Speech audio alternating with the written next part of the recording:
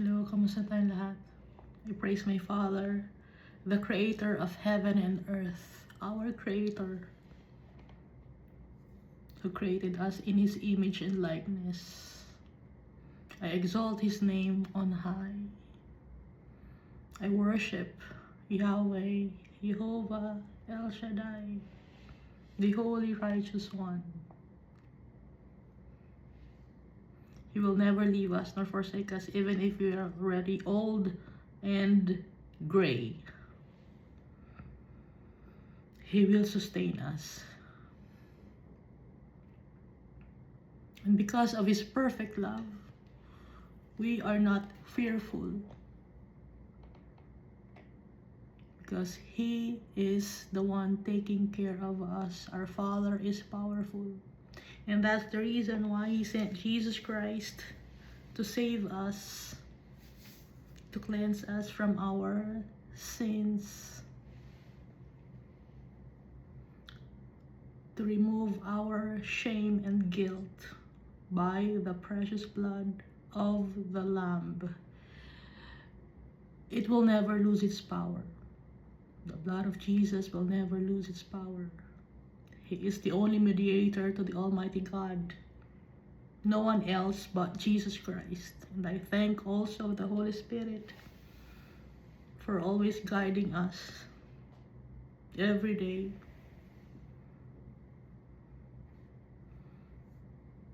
For teaching us the words of our Father and the words of our Savior, Jesus Christ. And so we must read the Bible and pray without ceasing. Pray to our Father, and we will use the name of Jesus Christ. So last time, we read 2 chapters. Leviticus chapter 10 and Leviticus chapter 11. Dito sa Leviticus chapter 10, kalagay dito, Nadab and Abihu were burned alive by the Almighty God because they disregarded the Holy God. Ganun ang ginawa ni Nadab and Abihu. Although si Nadab and Abihu were already priests, nung time na to, priest na sila, they were already consecrated, nakasama nila si Almighty Father. Dito sa Exodus chapter 24, sa Exodus chapter 28 naman, they've been set apart already. Ibig sabihin, kilala nila si Almighty Father, and yet they offered profane fire. Pinaunahan nila si Almighty Father. And so they died. The Almighty Father killed them. Para ipakita sa atin that our Father is powerful at siya ang masusunod sa lahat because He created us. We owe everything to our Father. Siya ang nakakaalam ng tama, ng holiness, ng righteousness. Gusto niya na maging obedient tayo sa Kanya because tayo mga tao, disobedient tayo. Puro kasamaan ang ginagawa natin. Kaya ang ginagawa ni Almighty Father, itinutuwid niya tayo, nagkakaroon ng mga tao na example para sa atin. Na kahit na ikaw ay, nung time na to, na kahit na priest na si Nadab and Abihu, the Almighty Father killed them. The Almighty Father devoured them with fire. So God, from heaven, no, tinamaan sila ng fire. And they died before the Lord. Dahil dapat nang gagawin natin, merong go signal ni Almighty Father, hindi pwedeng wala. Dapat lagi natin tatanungin si Almighty Father, Almighty Father, tama ba itong gagawin ko? Almighty Father, saan ang direction ko? Almighty Father, ganito sana ang ikaw, Almighty Father, ang masusunod sa buhay ko. Kasi yung mga decision making natin, puro flesh ang nasusunod. Yung flesh natin. Para maging tama ang decision natin, we must always choose our Father. That's the wisest decision that we will make, to choose our Father.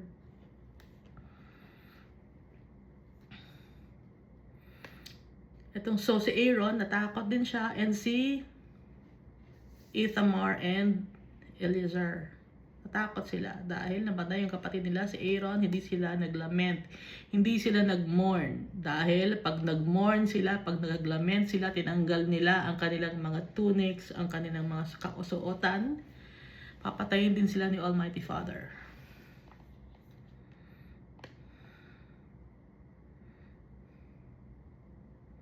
At ang ipaglalament nila, hindi si Nadab and Abihu ang ipaglalament nila, yung galit ni Almighty Father. Yun ang dapat na mapacify.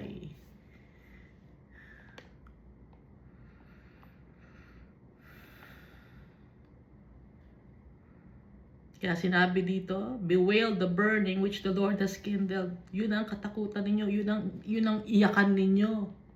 Yung galit ni Almighty Father, dun kayo matakot. Tsaka yung conduct ng isang priest or ng isang, nung time na to, ang pumapagitna ay mga tao, hindi si Jesus, no? So kaya may priest. Ngayon, ang priest natin, ang pumapagitna sa atin, si Jesus Christ. Siya ang only mediator. Kaya nga, nasa New Covenant na ang sinusunod natin. Although, kailangan basahin natin itong Old Covenant dahil nakikita natin yung pattern at may natututunan tayong lesson din dito sa Old Covenant. At makikita natin yung Old Covenant ay kadugtong ng New Covenant. Kaya hindi dapat baliwalain ang Old Covenant.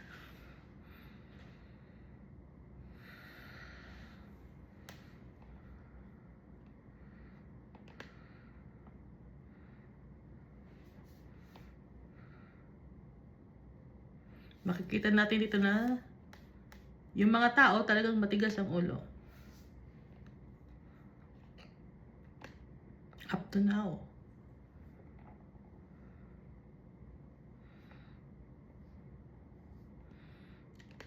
So yung instructions ni Almighty Father, binigay niya kay Moses, at si Moses naman ibinigay niya kay Aaron.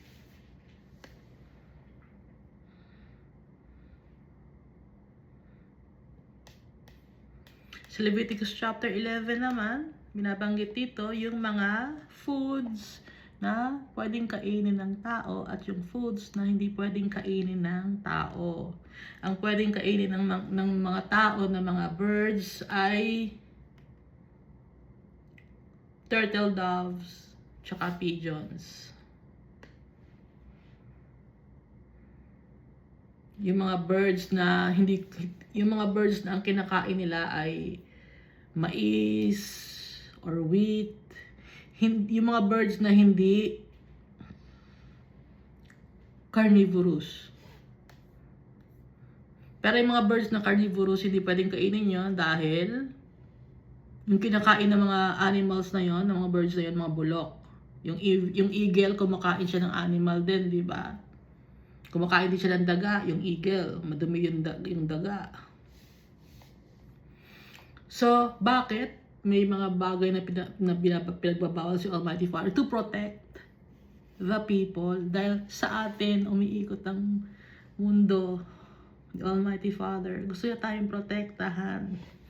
Pero bakit ngayon kumakain na tayo ng kung ano-ano mga animals? Or sea creatures? It's because sa New Covenant, si Jesus Christ, ipinanganak, He died on the cross, and rose from the dead. Hindi na tayo mamamatay. We now have a hope and a future because of Jesus Christ.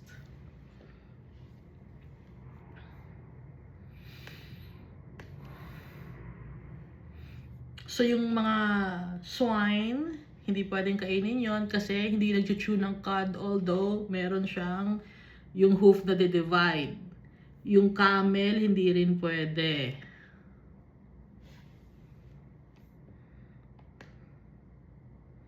Ang pwede, cow, goats, lambs, mga deer, no? Yung mga vegetarian na mga animals. Yung mga herbivores.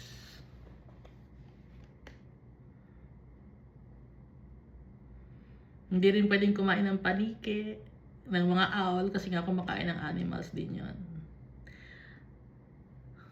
Yung mga fish naman, yung mga sea creatures, ang pwede lang kainin yung may mga palikpik at kaliskis. Kung mapapansin niyo yung ganung mga klaseng isda, nasa ibabaw yun ng dagat or ng river. Yung mga under the sea na mga creatures like octopus, squid, cuttlefish, lobster, mga nasa ilalim sila, 'di ba? Nasa floor ng water or sea. Mga sea cucumber. Sila naman ay mga bottom feeders. Kung ano ang natitirang pagkain ng mga may palikpik at kaliskis na mga isda, yun naman ang kinakain ng mga nasa ilalim, yung mga alimango, ganon. Kaya, hindi pwedeng kumain before ng alimango, talangka. Yun ang yung kinakain natin. Shrimp, hindi rin pwedeng kainin. Lobster, hindi rin. Pero ngayon, kinakain na natin. Dahil pag nagpapasalamat natin kay Almighty Father yun. No? Pwede natin kainin. Nakalagay sa Acts chapter 10, si Peter.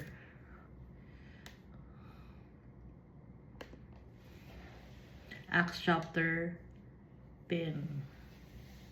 Dahil lahat ay created ni Almighty Father and it's for us. Ang hindi lang pwedeng kainin ay ang tao dahil it's murder also. Pero yung ibang mga race or nationality or ibang mga lahi, kumakain sila ng unggoy. Ha? Nakakita mo kayo? Lahat na lang kinakain nila. Sige, gusto nyo yan. Oh. Pero hindi na yun ipinagbabawal na kainin. Yung mga lasinggero, kahit aso, kumakain sila. Dahil lahat ng mga animals, the Almighty Father created it for us.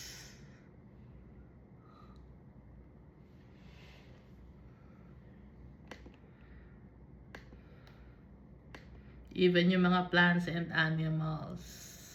At kaya may mga molds and fungi and mushroom, tumutubo sila para naman malinis ang kapaligiran natin. Para yung mga nabubulok, sila ang naghahakot. At nagiging pagkain naman yun ng ibang mga animals. So yung ecosystem natin, umiikot lang yon, no? Tayo ang nasa top ng ng environment or ng mundo na to. Dahil tayo, iba tayo, kagaya nga ng nasa Bible, God created us in His image and likeness.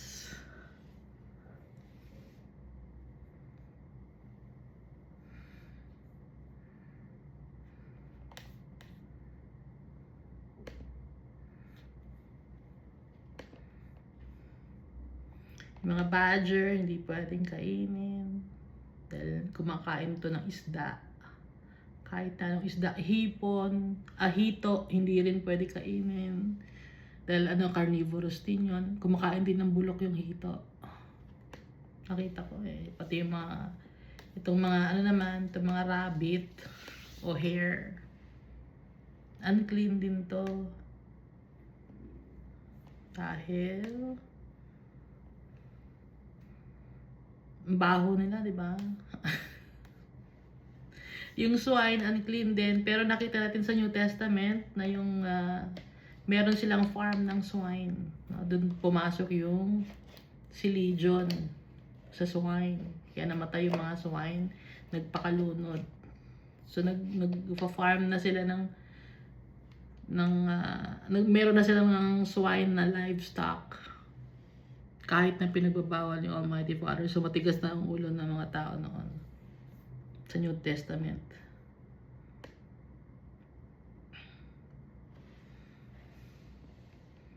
Hindi rin pwedeng kainin ang mga slugs or snails.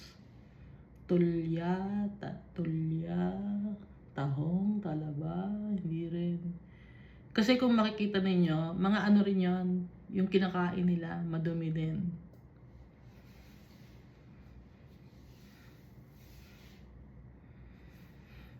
Mga insekto, hindi rin pwedeng kainin.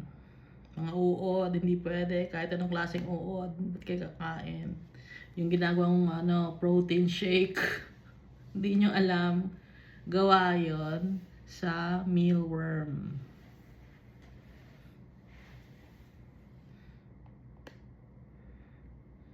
Na pwede lang kainin, locust, crickets, and grasshopper. Kasi yung grasshopper, kinakain ito mga pananim din. Yung mga crickets, pananim din. Yung locust, pananim din. Mga vegetarian, yung mga animals. Kaya pwede natin kainin yon. Pero pag hindi sila vegetarian, pag ano sila, carnivorous sila, hindi pwede kainin. Pero ngayon kinakain na natin, okay? Pero hindi ako kumakain ng insekto. Ano ang insekto? Yung alimango, tsaka yung shrimp, insekto yon sa ilalim ng dagat, no? Kinakain natin, insekto yon, yung alimango, shrimp, lobster, insekto yon under the sea.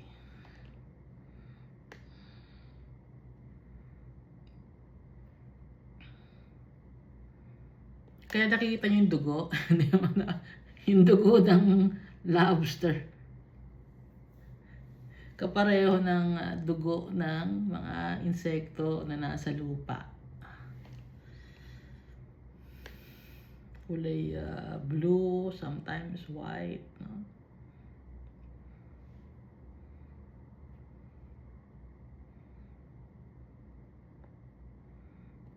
Pati yung mga double dead, hindi pwede kainin. Ngayon, up to now, dati kinakain yung mga double dead kasi hindi nailabas yung blood.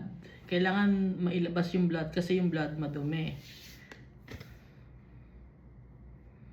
Yung lizard, di pwede. Sa ibang country, kinakain yung lizard. Aphrodisiac daw.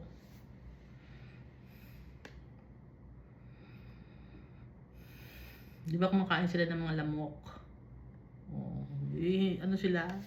Carnivorous. Ngayon, pag may natapon na mga animals na madudumi sa earthen vessel, hindi mo na pwedeng gamitin yon. Tapon mo na yon, basagin mo na para hindi na magamit. Nalagay sa tubig, yung ahas na matay. Hindi mo pwedeng inumin yung tubig, madumi yung tubig.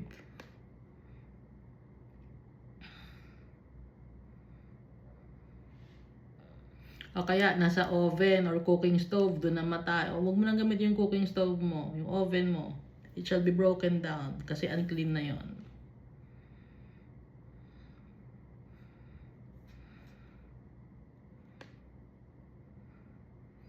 Yung sa mga seeds naman, sa mga butil ng itinatanim, pag dry pa yung mga butil ng seeds, tas nadikit sa carcass, clean pa siya.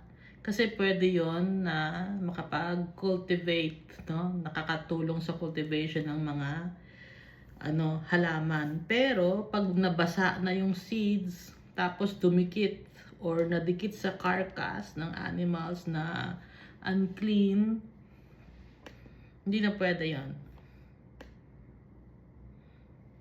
Meron na yung kakaibang component.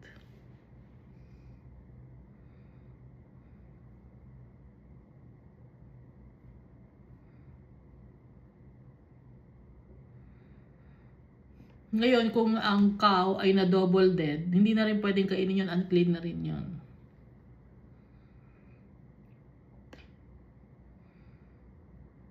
Lahat ng gumagapang, hindi pwede. Yung mga butterfly, hindi pwedeng kainin. May kumakain ba ng butterfly? Or ng dragonfly?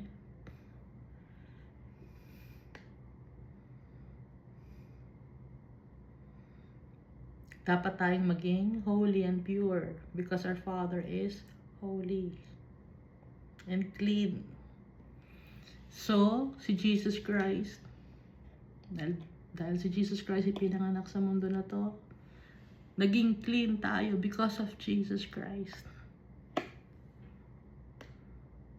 Never nagkasala si Jesus Christ. So, dito tayo sa Leviticus chapter 12. Tungkol naman ito sa panganganak.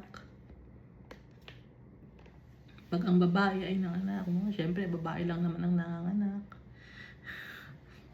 Leviticus chapter 12. Then the Lord spoke to Moses, saying, Speak to the children of Israel, saying, If a woman has conceived and born a male child, then she shall be unclean for 7 days. As in the days of her customary impurity, she shall be unclean. So pag nanganak ang isang babae ng isang lalaki, 7 days siyang unclean. Dapat makumpleto niya yon. Alam niya na 7 days unclean siya. And in the 8th day, the flesh of the foreskin, or the flesh of his foreskin, shall be circumcised. So sa ika-8th day, yung baby na lalaki, sa ika-8th day, dapat na ma-circumcise. Bakit 8th day? Kukumpletuhin mo na yung 7 days. Parang 8th day, first day na yon. Nagko-correspond yun na unang araw.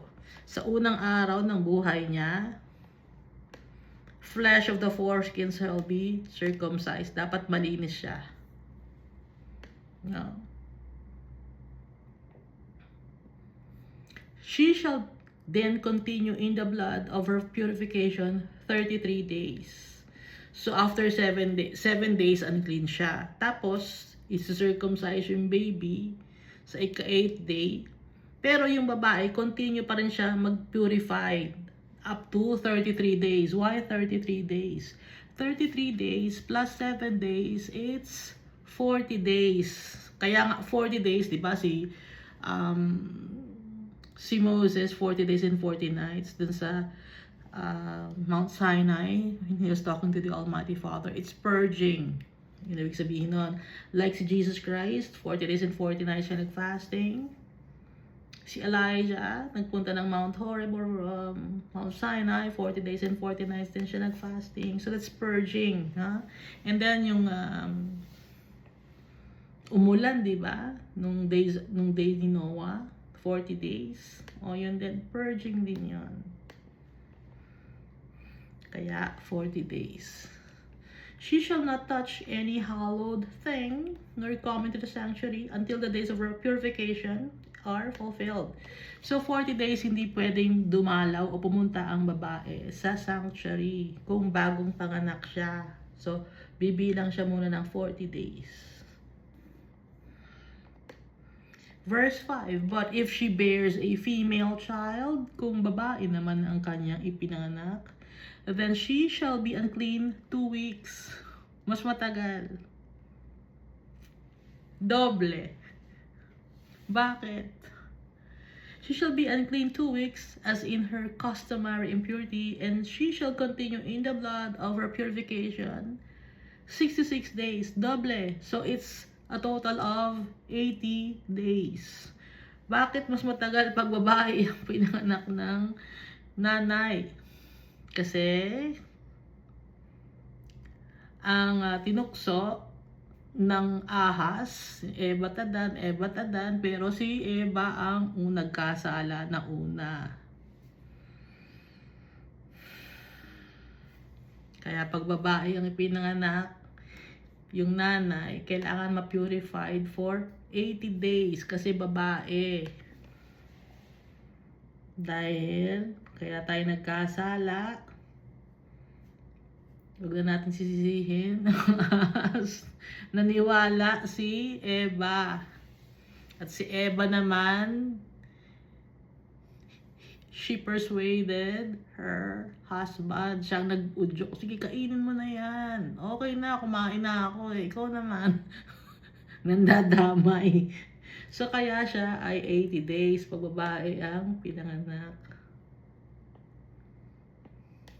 When the days of her purification are fulfilled, whether for a son or a daughter, she shall bring to the priest a lamb of the first year as a burnt offering. So pag nanganak siya, after ng purification niya, magbibigay siya, magdadala siya sa priest, sa sanctuary, sa tabernacle of meeting ng lamb of the first year as a burnt offering. As a burnt offering, it's a pag burnt offering is an act of worshiping the Almighty God. And a young pigeon or a turtle dove as a sin offering to the door of the tabernacle of meeting. So dalawang klaseng animals, no? Kung lamb and a young pigeon or turtle dove. So dalawang animal para sa burnt offering and sin offering.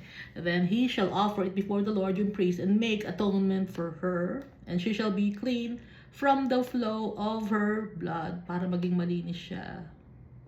This is the law for her who has born a male or a female. So magdadala ng lamb. Syempre yung lamb without blemish, young yun, di ba? At saka turtle dove or pigeon,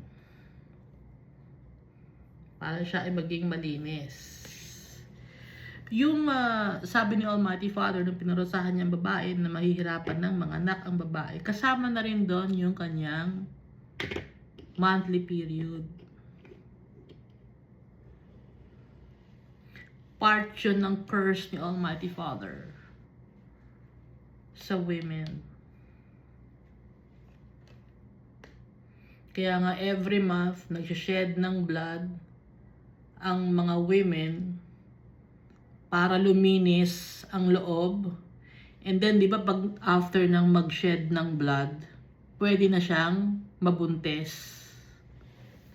Kasi nga, it's pinapurge yung uterus. Kailangan malinis. Pagkalinis, saka pwede na siya maging mabuntis. Pwede na siyang mabuntis. Yun, ganun yun, di ba? Pag malinis yung after ng monthly period, yun yung time na mabubuntis na yung babae. So, pag natanggal na yung blood na madumi, doon na yung time na siya ay pwede nang mag-conceive or mabuntis. Ang galing ni Almighty Father, di ba? Nililinis muna niya yung kaloob-looban ng babae bago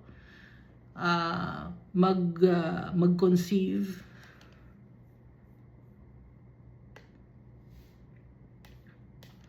Part yun ng curse sa mga babae. Verse 8, in the last verse of Leviticus chapter 12, and if she is not able to bring a lamb, then she may bring 2 turtle doves or 2 young pigeons. Ngayon, lamb and a turtle doves or pigeon. Pero kung hindi niya kaya ng lamb, dahil mahal ang lamb, hindi lahat ng tao ay pantay-pantay. Kahit noon may mga mahirap na, hindi pantay-pantay ang tao. Up to now, hindi mawawala ang mga taong mahihirap. Sabi ni Jesus yan, you will have the poor people with you. Sabi ni Jesus Christ, diba? You will always have the poor people with you. Pero ako, aalis na ako. Kaya, up to now, may mga poor people pa rin. It's a test.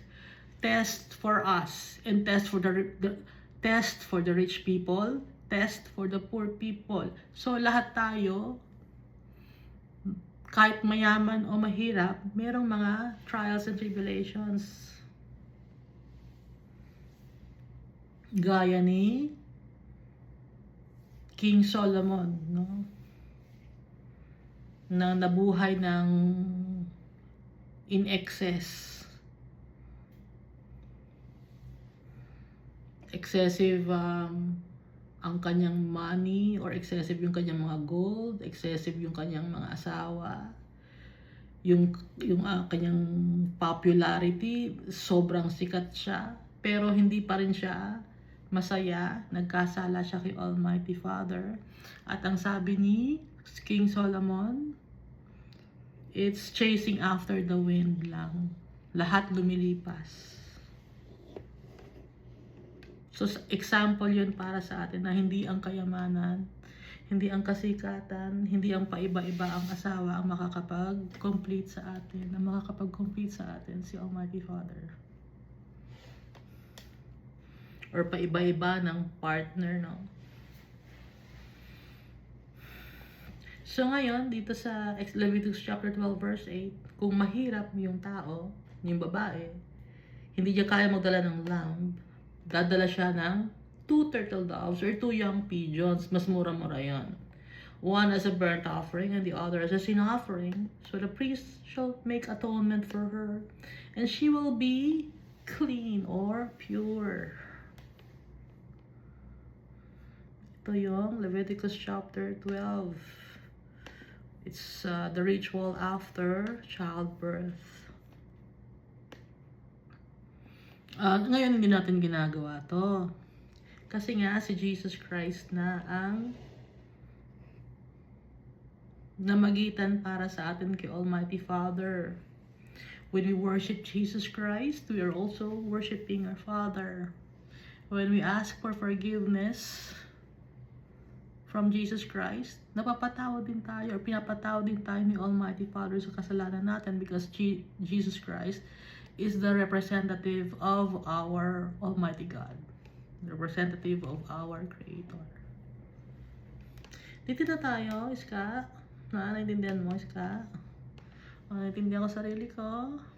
Leviticus chapter 13, the law concerning leprosy. Alam na natin ang leprosy, di ba, Iska? Yung leprosy,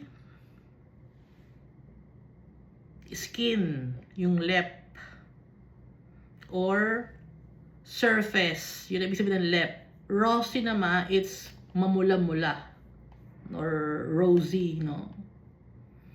Sa Sanskrit, ibig sabihin ng lep ay smear or coat sa Hindi, in Hindi. Ngayon, sa Greek naman, yung lepra, it means scaly or disease that makes the skin scaly. Merong kaliskis, na parang makaliskis. Yon, sa Greek word naman lepra.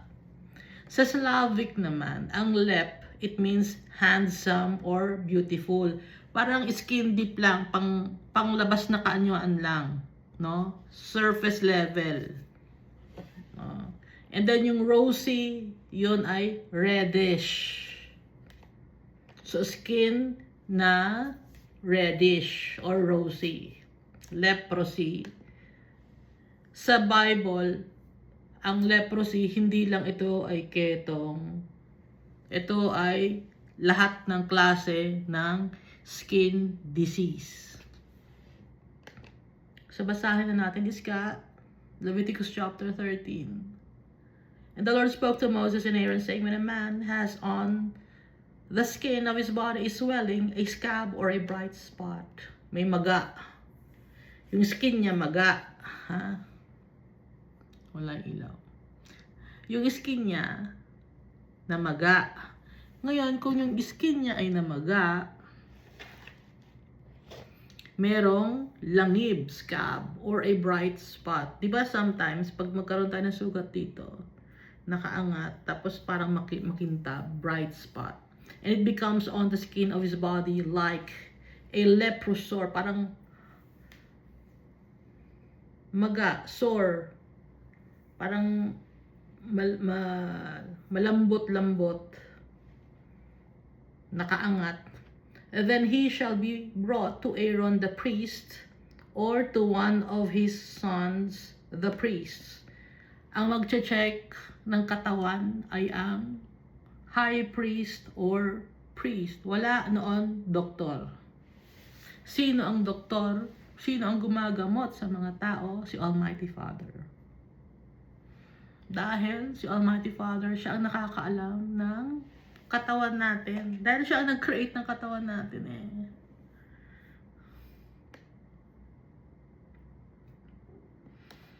So kaya ang mga tao, pag meron sila mga skin disease, mga Israelites, lalapit sila sa high priest or sa priest, pinapacheck nila.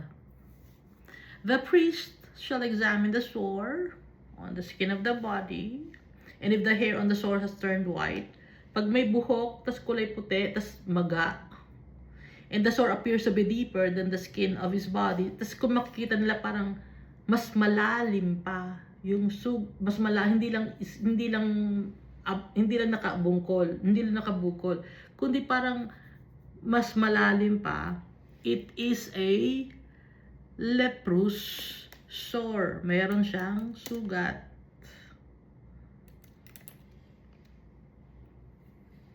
Na masakit. Masakit yun.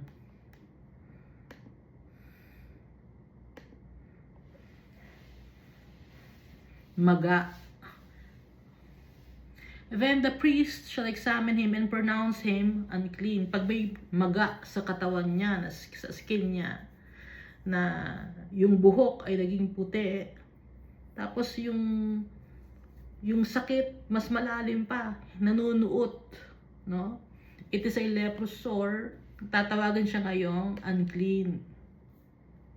Pag siya ay unclean, but if the bright spot is white on the skin of his body and does not appear to be deeper than the skin, kung mababaw lang, and its hair has not turned white, then the priest shall isolate the one who has the sore 7 days. So, ika-quarantine siya. Kung meron siyang pinaghihinalaan pa lang na leprous disease or leprous sore, pinaghihinalaan pa lang, hindi pa siya totally na leprosy. Pinaghihinalaan pa lang. So, imo-monitor siya, ika-quarantine siya. Kasi isolation or solitary confinement. 7 days siyang naka-confine. Solitary confinement. Ngayon, pag uminom tayo ng antibiotic, bakit tayo 7 days pinapainom? Anong ibig sabihin? Di ba, pag mag-iinom tayo ng antibiotic, sasabihin ng doktor, dapat inumin mo yan 7 days. Bakit ganun? Bakit 7 days? Dapat makumpleto mo yan ng 7 days. Bakit 7 days? Nakabase yon kay Almighty Father dahil yung katawan natin na-heal in 7 days kung ano ang mangyayari. Merong time span. Merong span of time na in 7 days magkakaroon na ng it's either gagaling ka or lalala. May development na. Verse 5. And the priest shall examine him on the 7th day. Babalik ulit siya sa ika-7th day. I-check ng priest. And indeed, if the sore appears to be as it was, if the sore has not spread on the skin, hindi naman kumalat yung sakit, no? Naka-confine lang sa, kung sa dito lang sakit. Then the priest shall isolate him another 7 days. So pag walang development, meron pa rin maga, 7 days ulit, additional 7 days for observation ulit siya. So renewable in 7 days. Verse 6, then the priest shall examine him again on the 7th day. So 14 days na siya, no? And indeed, if the sore has faded, nawala yung sakit, and the sore has not spread on the skin, hindi kumalat yung sakit, yung pamamaga, then the priest shall pronounce him clean. It is only a scab, langib na lang. And he shall wash his clothes and be clean. Dapat linisin niya ang kanyang damit. Maligo siya, ayusin niya ang kanyang sarili. Dahil gusto ni Almighty Father, maayos tayo, gaya niya, maayos, malinis, inside and out. Verse 7, but if the scab should at all spread over the skin, after he has been seen by the priest for his cleansing, he shall be seen by the priest again. Pero kung yung scab or yung langib, kumalat, ba't kumakalat yung langib? Kumalat yon. So verse 7, i-check ulit siya ng priest. And if the priest sees a scab has indeed spread on the skin, then the priest shall pronounce him defiled or unclean. It is leprosy. Sakit sa balat yon. Kumalat yung scab or langib, no?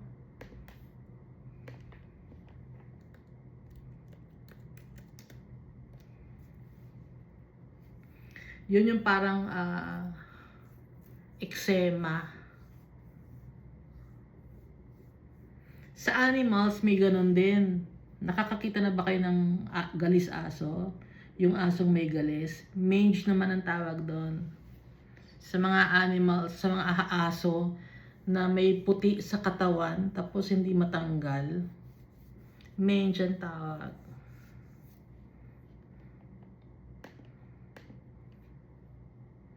Verse 9, when the leprous sore is on a person, then he shall be brought to the priest.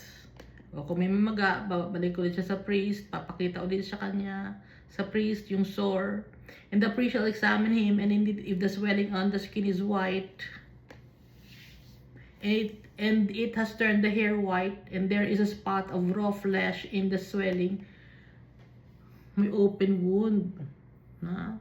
Open, example nun ay mga pimples, no? Sometimes pimples open, naka-open siya.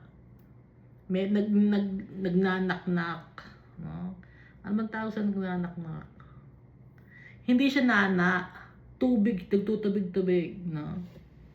There is a spot of raw flesh in the swelling, naka-expose. It is an old leprosy on the skin of his body. The priest shall pronounce him unclean and shall not isolate him, for he is unclean. Hindi siya pwedeng i-isolate kasi alam na siya ay unclean.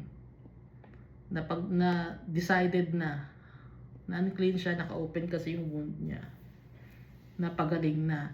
And if leprosy breaks out all over the skin, and the leprosy covers all the skin of the one who has the sore, from his head to his foot, wherever the priest looks, ulo hanggang paa, kumalat na yung sugat.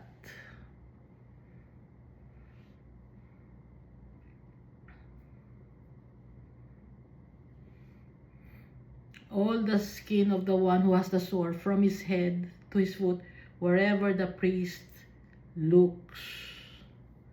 Then the priest shall consider it. Indeed, if the leprosy has covered all his body, he shall pronounce him clean who has the sore. It has all turned white. He is clean. Mula ulo hanggang paa, namuti na, no? Pag namuti na, pagaling na yon. Clean na siya. Yung chicken pox, example nun. Yung chicken pox, pag sa labas ng katawan meron kang chicken pox, sa loob din ng katawan mo meron kang chicken pox. Hindi lang nakikita ng mata, no? Kasi nasa loob ng katawan. Kung may allergy ka sa katawan mo, sa loob din ng katawan mo, may allergy ka rin. Hindi lang makikita. Kasi nagmamanifest siya sa katawan mo. Kasi sa loob mo, merong diferensya. Ganon. Kaya, chinecheck ni Almighty Father, pinapacheck niya sa priest, yung tungkol sa leprosy. Kasi wala pa naman noon na mga kagamitan or stethoscope or ang tawag doon, yung kukuhanin ka ng biopsy. Wala pang ganun noon. Kaya, ang tinitignan noon, sa physical appearance, kung may sakit ka, dahil sa physical appearance lang, kung ano yung mga lumalabas sa katawan mo, dun malalaman kung ano yung sakit mo sa loob mo. Kasi kung ano yung nasa loob mo, nagmamanifest, nagmamanifest sa katawan mo, yung mga sugat, no?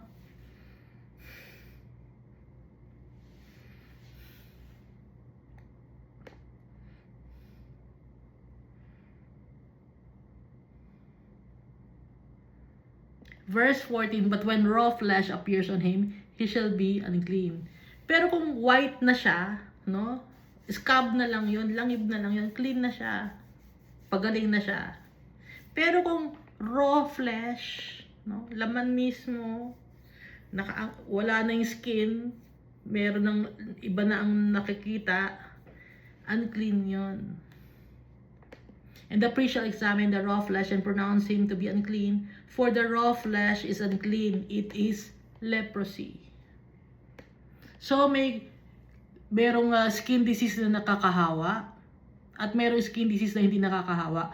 Pag hindi nakakahawa, ang tawag doon ay clean na. Pero pag nakakahawa pa at makikita na nagnanaknak or nagsisip yung parang katas ng sugat, leprosy yun. Or skin disease yun. Or if the raw flesh changes and turns white again, he shall come to the priest. Pabalik-balik na sugat. Verse 17, and the priest shall examine him, and indeed if the sore has turned white, then the priest shall pronounce him clean who has the sore. He is clean. Kung white na yung sore, ibig sabihin nabalutan na ng bagong skin. Hindi na siya raw. Okay? Nagkaroon na ng langib. Di ba yung langib, usually ang kulay nun ay white.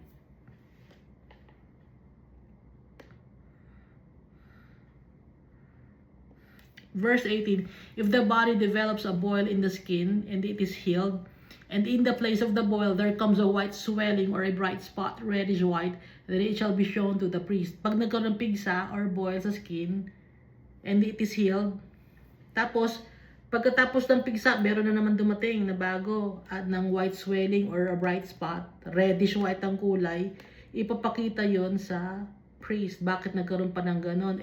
Pigsa yun na nag-healed na, tapos biglang may tumubo na naman. Ipapakita ulit sa priest yon.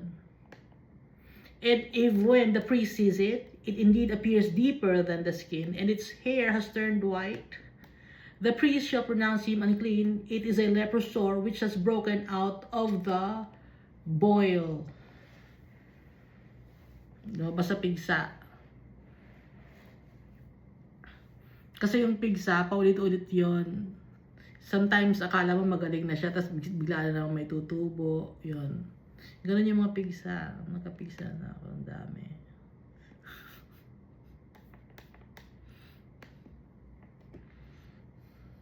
Verse 21, but if the priest examines it, and indeed there are no white hairs in it, importante na may puting buhok, kasi kung may puting buhok, leprous yun.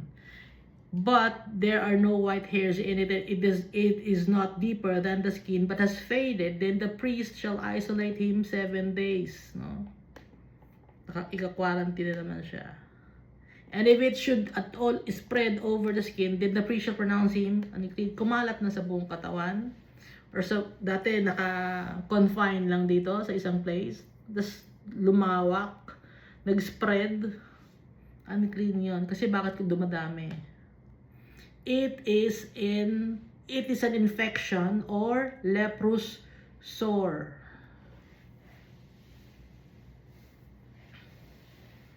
Infected.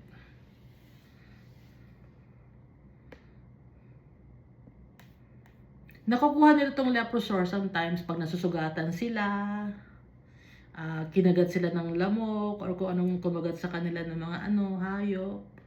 Doon na nakukuha yun. Sometimes, bigla na lang tumutubo sa katawan, gaya ng mga chickenpox, measles.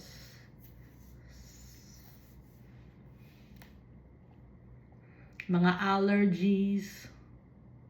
Ano ba yun?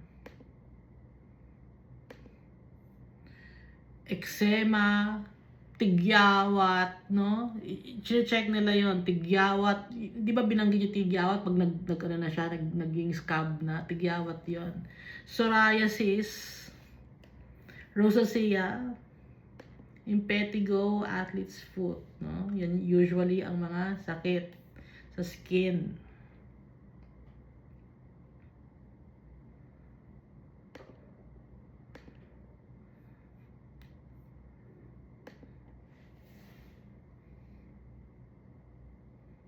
Verse 23, but if the bright spot stays in one place and has not spread, it is the scar of the boil. Kung yung bright spot, sometimes kasi yung teklat, makintab yun. No? Hindi na siya kumalat, Peklat na lang yon. Scar yon of the boil. And the priest shall pronounce him clean. Di ba, meron ba kayong peklat na kintab? Bright spot yon. Clean na yon. Kumintab na yung peklat. Verse 24, or if the body receives a burn on its skin by fire, o kaya naman nagluluto siya, na-burn siya, na pasok siya ng fire, and the raw flesh of the burn becomes a bright spot, reddish white or white, then the priest shall examine it.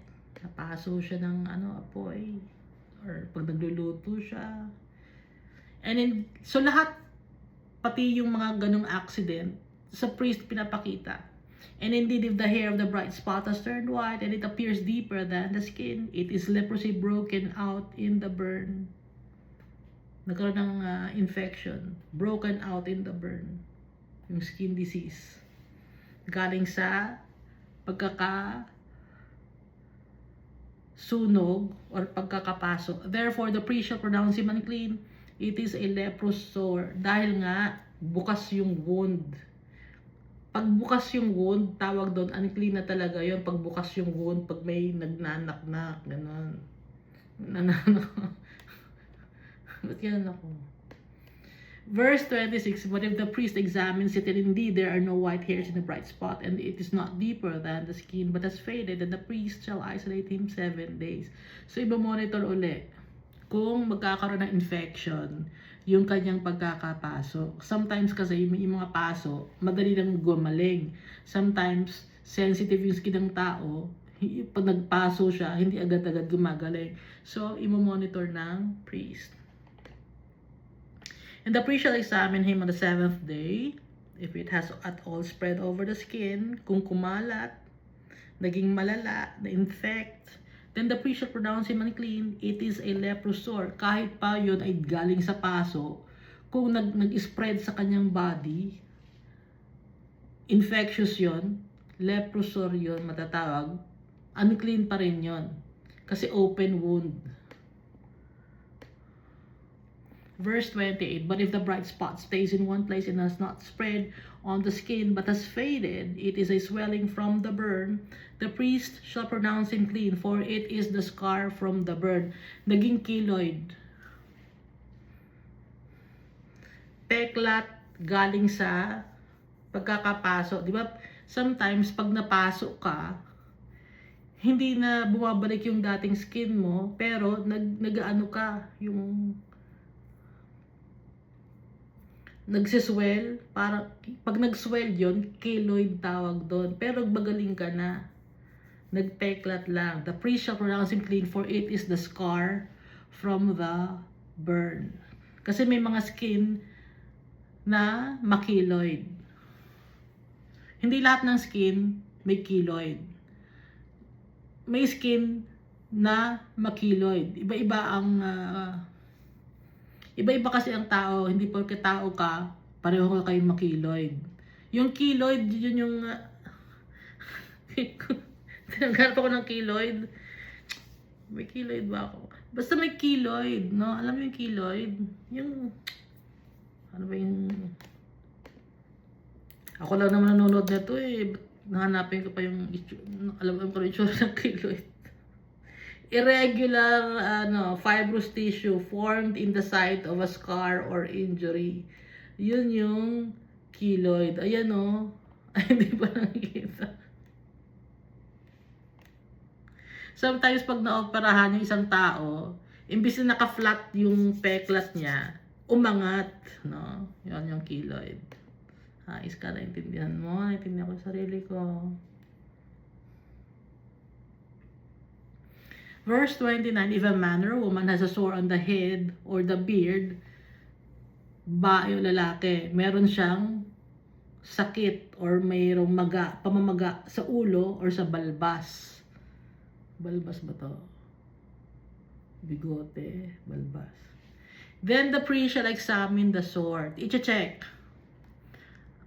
And indeed, if it appears deeper than the skin and there is in it thin yellow hair, then the priest shall pronounce him unclean. It is a scaly leprosy of the head or beard. Iskala mo ba yung ingrown hair? Yung ingrown hair, sometimes nagkakaroon ng pus cells yon kasi hindi lumabas yung hair doon sa hair follicle, hindi nakalabas. So sometimes magkakaroon ng pamamagayon. Yung ingrown hair, nagkakaroon ng pamamaga kasi hindi makalabas yung hair. Ngayon kailangan makalabas yung hair. Pag hindi nakalabas yon, it is a scaly leprosy of the head or beard sa ulo. Sometimes, di ba, meron kayong dito yung parang hindi lumabas yung buhok dito tapos parang may nana, ganon. Yon, unclean yon. Kasi nga, may tubig, may pus cells, may nana. Ingrown hair kasi siya. But if the priest examines the scaly sore and indeed it does not appear deeper than the skin and there is no black hair in it, then the priest shall isolate him or the one who has the scale 7 days ulit. I-monitor ulit. Ika-quarantine ulit for 7 days. Observation. Verse 32. And on the 7th day, the priest shall examine the sore. Babalikan ulit after 7 days.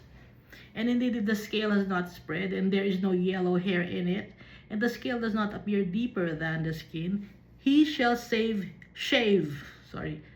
himself. Aahitan niya yung sarili niya. Ahitan niya yan. Buong buhok niya. Sometimes nakakita ako ng bata, daming poknat. Yung buhok niya, madami siyang sore sa ulo kasi nga yung buhok niya hindi makalabas. So para makalabas yung kailangan siya is-shave kasi para luminis yung kapaligiran. But the scale, he shall not shave. Pero yung scale, hindi niya dapat kalbuhin o ahitin. And the priest shall isolate the one who has the scale another 7 days. Kaya pinapakalbo para hindi kumalat yung infection. Verse 34, on the 7th day, the priest shall examine the scale, and indeed if the scale has not spread over the skin and does not appear deeper than the skin, then the priest shall pronounce him clean. He shall wash his clothes and be clean. Pag hindi kumalat, no? Ano lang yon, ingrown hair lang yon na kailangan lumabas. At pag lumabas yon, unclean yon, kailangan mag-dry yon.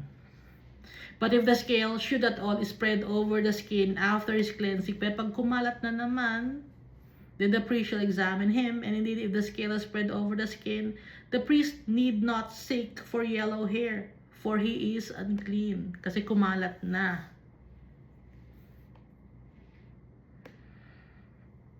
Infection.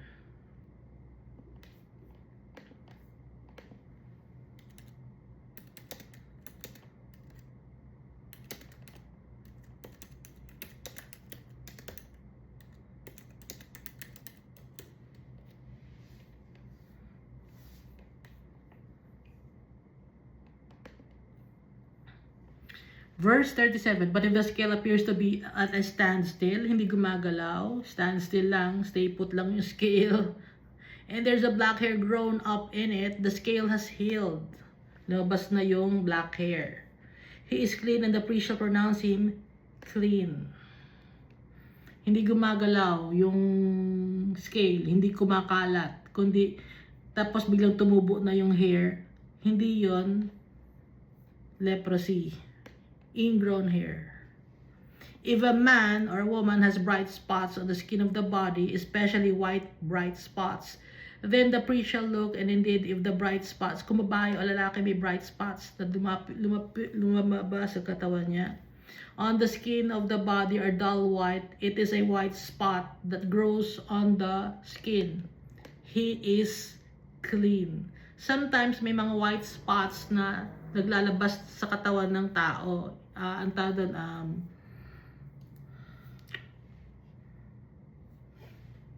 may tawag doon white spots.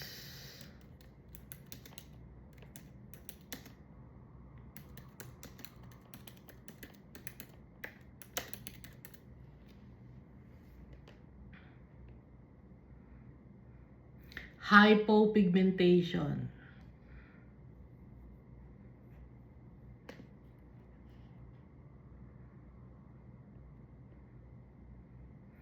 Or nagkakaroon ng hyperpigmentation. Nag-iiba yung kulay ng skin niya sa ibang parte ng katawan niya.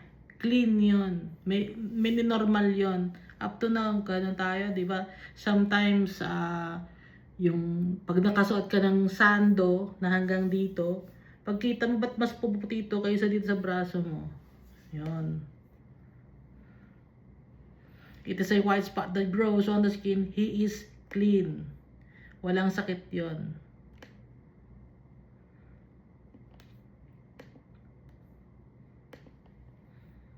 Tsaka yung yung hindi nakakahawa. Yung vitiligo, hindi nakakahawa yon. Non-contagious yon. Na sakit. Clean yon. Kasi hindi naman siya nagnanaknak. Hindi siya nakakahawa. Kaya clean ang tawag doon. Vitiligo or vitiligo. Yung kay Michael Jackson.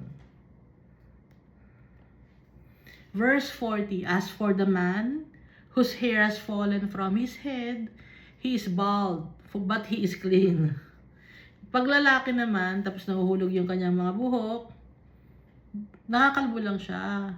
Pero clean siya, no? Hindi naman sasalita. Verse 41, he whose hair has fallen from his forehead, he is bald on the forehead, but he is clean. Ngayon, may kaso naman na yung buong ulo, tanggal yung buhok ng lalaki, nakakalbo lang siya. Ngayon, meron namang lalaki na yung buhok lang niya, dito lang natatanggal, sa forehead lang. Lumalapad lang yung kanyang noo. Ngayon, kalbo lang siya sa noo. Nakakalbo na siya, ibig sabihin. Pero clean siya. Ang mabilis makalbo ng mga lalaki, yung merong lahi na Caucasian. Usually. No? Pero alam naman natin na yung mga lalaki, pag tumatanda sila, nakakalbo talaga sila. Hindi ko alam kung ba't sila nakakalbo.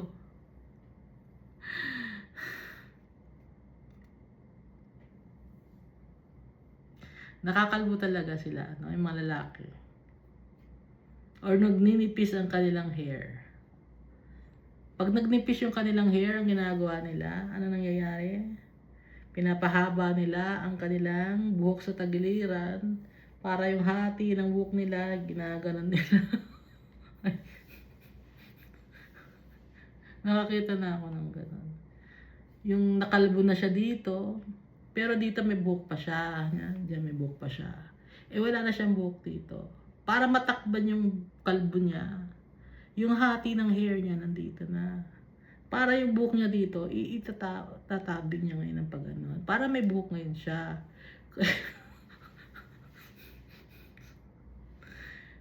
Clean yon. Verse 42.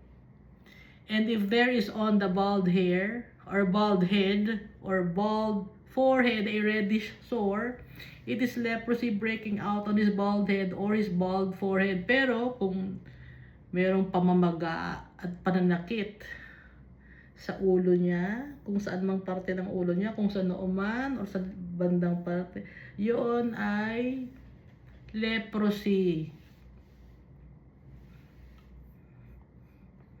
May bukol na tumubo na lang na kung saan galing na bukol. Leprosy yon. Verse 43. Then the priest shall examine it, and indeed if the swelling of the sore is reddish white on his bald head or on his bald forehead, as the appearance of leprosy on the skin of the body. Kamukha ng pamamaga or leprosy sa skin. No? Kung yung kamukha ng pamamaga sa katawan, kamukha ng pamamaga sa ulo, leprosy yon. Yung sore, mga pigsa, tigyawat, basta merong bumukol na parang may laman na nagiging reddish. Yun. He is a leprous man. He is unclean. The priest shall surely pronounce him unclean. His sore is on his head. Yung kanyang sugat ay nasa ulo. Kahit kalbo siya, nagkaroon siya ng sugat sa ulo.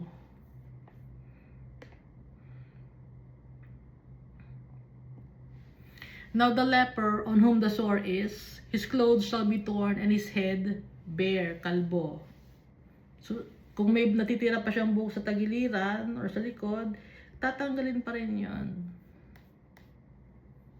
And he shall cover his mustache and cry, unclean, unclean. So, pag sa public place, meron siyang bigote, tatakban niya yon kasi hair pa rin naman yung bigote. Kaya pag nasa public place siya, pag dadaan siya, sisigaw siya, unclean, unclean, unclean, gagawin, unclean.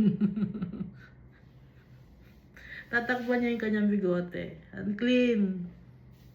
Kasi pag hindi niya tinakban yung kanyang bigote, baka kumalat yung bigote. No. Hindi, kumalat yung bakterya sa bigote, kakalat sa ibang mga tao. Verse 46, he shall be unclean all the days he has the sore. He shall be unclean. He is unclean. And he shall dwell alone. His dwelling shall be outside the camp. Sinong king ito? Na king of Judah na nagkaroon ng leprosy?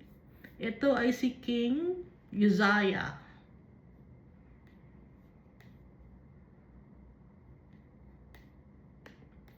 Si King Uzziah siya. Or King Azariah. Nagkaroon siya ng leprosy dahil pinarusahan siya ni Almighty Father. Dahil laging mayabang siya, he entered the temple to burn incense. Na hindi naman duty niya, kundi duty ng priest yun. No, ang yabang niya. Pinarusahan siya ni Almighty Father, kaya nagkaroon siya ng skin disease. Hindi na siya nakatira sa bahay ng king, kundi yung anak niya ang nagpapatuloy ng kanyang gawain. Siya ngayon ay naka-separate na bahay. Yung anak niya na si Jotham, yun yung acting regent. And when King Uzziah or Azariah died, King Jotham became the king.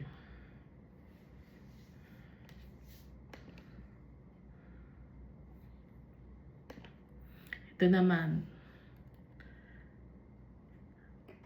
Verse 47. Tungkol naman sa damit ng mga tao na may skin disease.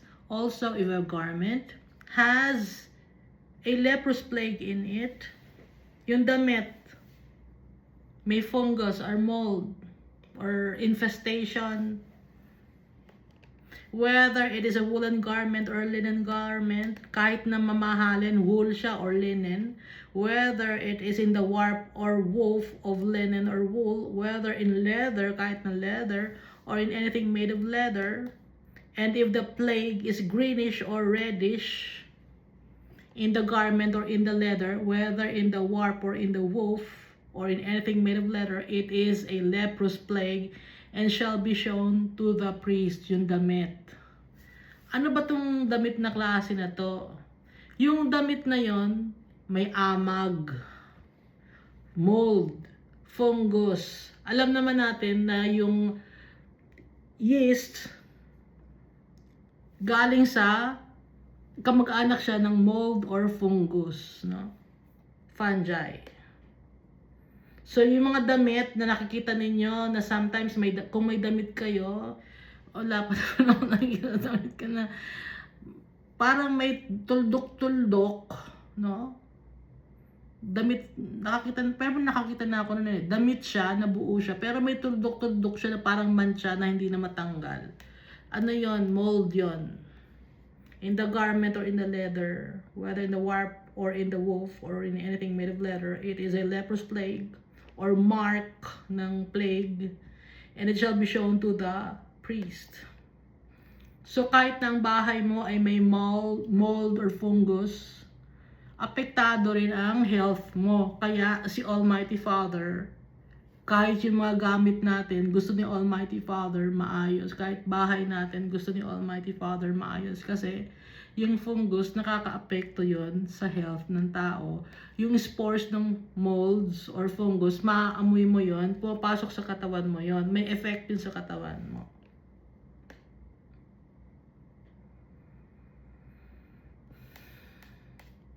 The priest shall examine the plague and isolate that which has the plague 7 days. And he shall examine the plague on the 7th day. 7 uli ang day, no? Complete number. If the plague has spread in the garment, either in the warp or in the woof, in the leather or in anything made of leather, the plague is an active leprosy. It is unclean. Makakahawa yon sa skin ng tao. So kung mahawa sa skin ng tao, may possibility rin na papasok rin yun sa loob ng katawan ng tao. Nakita ko sa internet na yung fungus pala, konektado yun sa gallbladder. So may possibility na kung yung bahay na tinitirahan mo ay infested with molds and fungus, pwede kang maapektuhan. Magkakaroon ka ng pwedeng kang tanggalan ng gallbladder.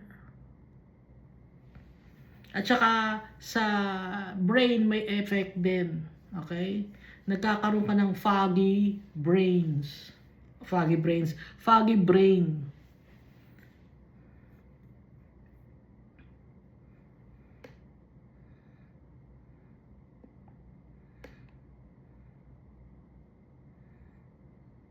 Whether warp or wool, in linen or in wool or in linen or anything of leather, for it is an active leprosy, the garment shall be burned in the fire. Susunugin yung damit, kahit pamahal yon. But if the priest examines it, and indeed the plague does not spread in the garment, either in the warp or in the woof, or in anything made of leather, then the priest shall command that they wash the thing in which is the plague, that he shall isolate it another 7 days. So, lalabhan yung damit, yung gamit. Tapos, i-isolate. Pag-isolate ng 7 days, verse 55, then the priest shall examine the plague, and after it has been washed, i-check yung damit, or kahit anong tela. And indeed, if the plague has not changed its color, though the plague does not spread, it is unclean, and you shall burn it in the fire. Hindi nagbago ang kulay. Kahit na pinaarawan mo na, nilagyan mo na ng kung ano-ano, inis-is mo na, hindi nagbago yung kulay ng damit na nakadikit na sa damit, yung tuldok-tuldok na yon. Unclean yun. Kailangan mo nang sunugin. Dahil maapektuhan yung katawan mo, yung health mo. Kaya ginagawa ni Almighty Father to because mahal niya yung kanyang mga anak.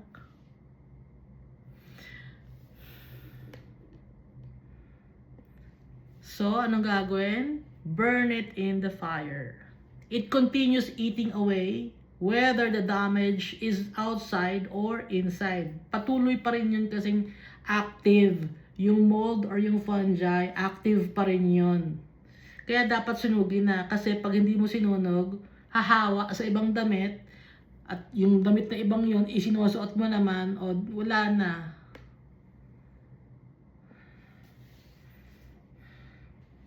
If the priest examines it and indeed the plague has faded after washing, kung natanggal naman sa paglalaba yung amag sa damit, then he shall tear it out of the garment, whether out of the warp or out of the woof or out of the leather. Iti-tear out. Gugupitin, tatanggalin. Yung kung ano yung merong place, kung nag-fade yung amag sa damit, or sa leather, or sa wool, or sa linen, may amag yun, pero nag-fade naman siya, gugupitin yun, or tatanggalin. May matitirang ibang mga tela. But if it appears again in the garment, pero kung nag-appear ulit sa tela, or same garment, Either in the warp or in the woof or in anything made of leather, it is a spreading plague. Kumakalat na plague yon. Kumakalat yung mold or fungus, hindi lang kita ng naked eye. Ano na ang gagawin ngayon kung ginupit mo na't lahat tapos may tumubo pa rin na ibang kulay sa damit or sa leather? You shall burn with fire that in which is the plague. Susunugin ang buong tela. Sometimes yung tent na tinutulugan nila, kaya binabanggit ito kasi yung tent nila, no? Made of leather, made of wool, or yung mga hinihigaan nila. Ano kasi yun, prone sila dahil sila ay nakatira sa wilderness. Prone sila sa mga bacteria. Kaya iniingatan ni Almighty Father yung mga anak niya. Verse 58, and if you wash the garment, either warp or woof, or whatever is made of leather, if the plague has disappeared from it, then it shall be washed a second time and shall be clean. Ngayon kung nilaban mo naman yung garment, natanggal, laban mo uli pangalawang pagkakataon. No? Nilaban. Laban mo uli. Second time. Clean na yon. Verse 59 in the last verse of Leviticus chapter 13. This is the law of the leprous plague in a garment of wool or linen, either in the warp or woof or in anything made of leather, to pronounce it clean or to pronounce it unclean. Kasi nga, yung sakit sa balat, nakukuha din sa mga molds sa fungi. Kaya kasama rito sa chapter yon yung tungkol sa sakit sa balat, na yung hinihinigaan ng mga tao, no? Yung mga pigsa sa tela, sinuot mo yung taong may sinuot mo yung damit ng taong may pigsa, na may katas ng pigsa, sinuot mo, mahahawa ka ng pigsa. Okay? O kaya sinuot mo yung taong sinuot mo yung damit, yung sinuot mo yung damit ng tao na merong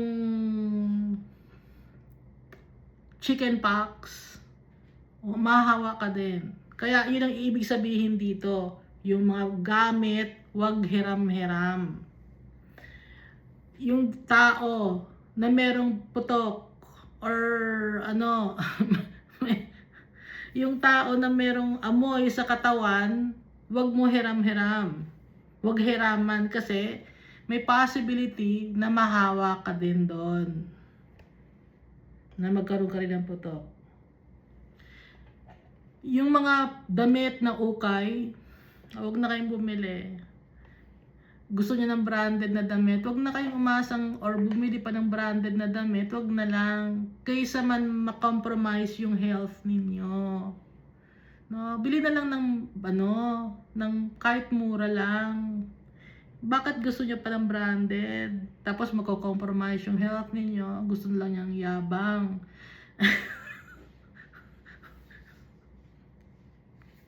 Gusto niya ng validation ng tao, tapos na-compromise yung health ninyo. Wag na lang, ha? Bili na lang ng kahit na hindi magandang damit, basta hindi ka magkakasakit. Kaya nga tayo ngayon hawa-hawa ng sakit. Dahil sa kayabangan natin. Dahil sa kasalanan natin. O gusto ko ng ganong damit. O hindi ka makabila ng bago, bibuta ka ngayon sa ukay. O yung pinagbilhan mo naman ng ukay, o yung damit na may-ari dati nang sa ukay, may sakit sa katawan. O ngayon na, buhay pa ba yung may-ari ng damit na galing sa ukay? O ganon. Bili na lang ng bago kahit mura. Basta hindi ka magkakasakit. Kasi nagtitipid ka nga. No? Bili ka ukay. Nagtitipid ka nga. Pero sa gamot naman, nakapalit ng pagtitipid mo. Anong mangyayari sa'yo? Di ba hindi rin?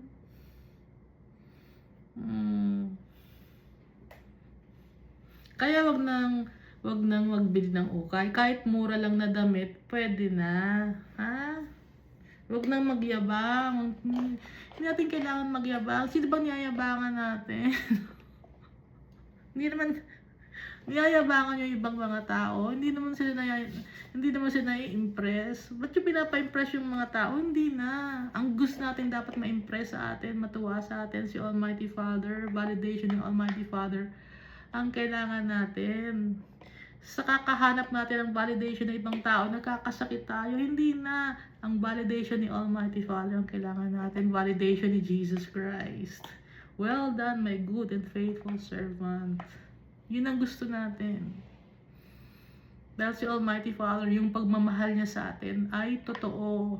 Ang pagmamahal ni Jesus Christ sa atin, true and faithful. Walang halong hypocrisy, walang halong